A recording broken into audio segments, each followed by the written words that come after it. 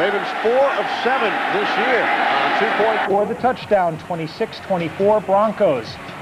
2-point conversion in the corner. Pickens looks like a basketball player, brings it down, and Ray Crockett gets beat. It's 26-26. But the bad news is they left 3 minutes for John Elway to do his thing. There's McCaffrey again. He almost slid on that one, but he catches it.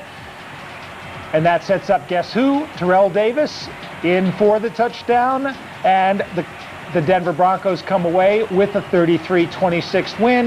Elway's 46th comeback win, and Neil O'Donnell's last pass falls incomplete. Corey Dillon, 110 yards on the ground for Cincinnati. They've lost a couple of tough ones this year.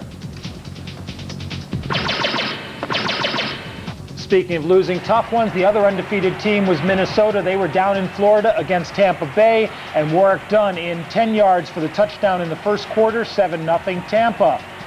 Randall Cunningham remains in great form. Jake Reed on the end of this 44-yard touchdown pass to tie the game up in the second quarter at 14. Riddell Anthony and Robert Smith getting the touchdowns in between there. Now, Dunn was on the move. He was over 100 yards rushing for the game, and 50 of those yards came on this run. And then look at this fake swing pass. Cunningham in the end zone, hitting Jake Reed for the touchdown. That broke a 17-all tie. Minnesota went up 24-17, but Mike Allstott came back after Michael Husted field goal.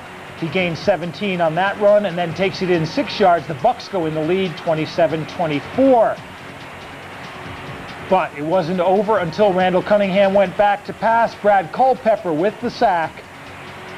That got the ball back for Tampa with about 3 minutes to go, and Allstott on the ground. This 40-yard run helped Tampa run out the clock as the Florida factor took over, and Minnesota wilted in the heat. Randall Cunningham, look at those numbers. Jake Reed, 6 catches, but Trent Dilfer, the numbers don't look great, but he didn't make mistakes.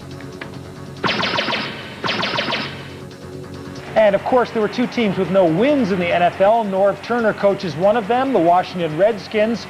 Norv was the man with the plan in this game, and Steve Davis on the 24-yard screen from Trent Green. Then Green takes it in on the naked bootleg. Percy Ellsworth just falls down in shock as Green goes around him, and Washington was up 7-0. David Patton's 90-yard kick return tied it, but Stephen Davis took a pass from Green in 12 yards, 14-7 to the Skins. On a 3rd and 1 in the fourth quarter, the Skins D stopped Charles Way. Danny Cannell was back to his Dr. Cannell and Mr. Hyde imitation. He throws that one that's intercepted by the Rhine Fire's old Tim Denton, and Norv comes out with his first win of the season. Cedric Jones, 7 tackles. Michael Strahan hurt for the Giants. He may be out next week in a good game for Trent Green. The other team with no wins was Carolina. They were entertaining New Orleans, and it was entertaining as Wesley Walls takes a 16-yard pass from Steve Berline to set up this touchdown. Berline scrambles and finds Mushin Muhammad, and Muhammad nearly gets killed by the explosion celebrating the touchdown. Billy Joe Tolliver at quarterback for New Orleans, and Eric Davis likes that. He takes this interception 56 yards for the touchdown, dancing down the sideline. 14-0 Carolina in the lead. John Casey added a 54-yard field goal, 14-3 at the half. Fred Lane made it 21-3, 2 minutes into the third quarter. The game was over at that point. Lane went over 100 yards for the game. And in the AFC East, which is turning into the tough division, Miami was back on the ground with Kareem Abdul-Jabbar. He carried 22 times, came just short of 100 yards on runs like that. Those two setting up Dan Marino to hit Oronde Gadsden, and the former Arena League player takes it in for the touchdown, 7-0 to Miami. But Doug Flutie's still at quarterback for the Bills. He shakes off that pass rush. He scrambles. He thinks he's up in Canada, and he throws back, hitting Andre Reed, 13 yards for the touchdown, and we're tied at 7. That's set up. It was short of the touchdown. It's set up to Jay Reersma, the tight end. Flutie just floating the ball, a Flutie floater, and Reersma with the 1-yard touchdown, tying it 7-7. Marino seems to like Oronde Gadsden. If he keeps making catches like that, he's going to like him a whole lot more. Kareem Abdul-Jabbar took it in from the 1 to make it 14-7. But Marino was right back to Jay Reersma, 16 yards for the touchdown. That was Flutie, on the throw, 14-14 at the half. Kareem Abdul-Jabbar, 31 yards, his big run of the game. He takes it out of bounds. 2 plays later, John Avery, the rookie, goes in from 1 yard out, 21-14. The Dolphins in the lead. Olindo Mare made it 24-14, but Doug Flutie likes to come from behind. And there he goes to his main target, Eric Moulds, 48 yards for the touchdown, 24-21. That made it. Then the old boys took over. Ted Washington sacked Marino. Phil Hansen came up with the recovery. And Doug Flutie hit Sam Gash, 14 yards. Then hit Andre Reed. Gash again coming out of the backfield.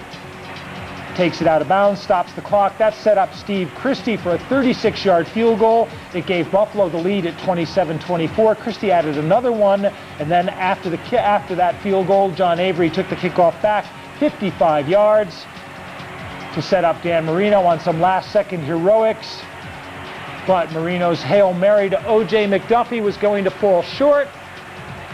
McDuffie comes up with the ball on about the 3-yard line, tries to lateral it back, but he's already down as he tries to get rid of the ball. And Buffalo come out the winners 30-24. Doug Flutie, 3 touchdown passes. Dan Marino, only 1. And the rest of the results, the Packers had a seesaw battle with the 49ers, but won in Green Bay. The Pats just squeaked by the Colts. The Oilers killed Pittsburgh in Pittsburgh. That doesn't happen often. And the Jaguars killed Baltimore in Baltimore. That's happening more often all the time. In other games, the Jets got a big win in Kansas City. KC's lost twice now at home in one season. That's never happened before under Marty Schottenheimer. The Raiders, they're 5th in a row over the hapless Seahawks. The Falcons got Chris Chandler back. That's all you need to know. And the Cardinals surprising the Detroit Lions, and they win 17-15. And have no fear, if your team was in amongst that lot, we will be bringing you highlights, the juicy bits, during the course of our live game here this evening. But we're halfway through the season. It's a crucial week. Let's see how the standings are. And that AFC East, 4 teams tied at 5-3. The worry in the East will be if they keep beating each other, they may not get the wild cards for the team that don't win the division, or doesn't win the division. In the Central, Jacksonville with a 1-game lead over Pittsburgh. Both these teams banged up, but Pittsburgh right now in worse condition. Tennessee on and off, but look at that record in the division, 4-1. In the West, Denver still unbeaten. Oakland at 6-2. Let me say that again. Oakland at 6-2. Kansas City plays Seattle next week, and the team that wins that will be in better position. In the NFC East, the result of this game will have a big bearing on that division, and probably only one team from this division will qualify for the playoffs. In the Central, Minnesota out of the unbeatens. Green Bay 6-2, but not convincing. Tampa Bay, could they be on their playoff run now? And in the West, a 2-team race, San Francisco and Atlanta. New Orleans hits the tough part of their schedule and will probably start to drop behind. There you go. Thanks for now, Mike. Mike will be getting stuck into those standings in a moment's time. He'll be giving us Professor Mike's half-term report. Also coming out after the break, we've got the competition, and don't forget, we've got the live game here on 5. See you in a couple.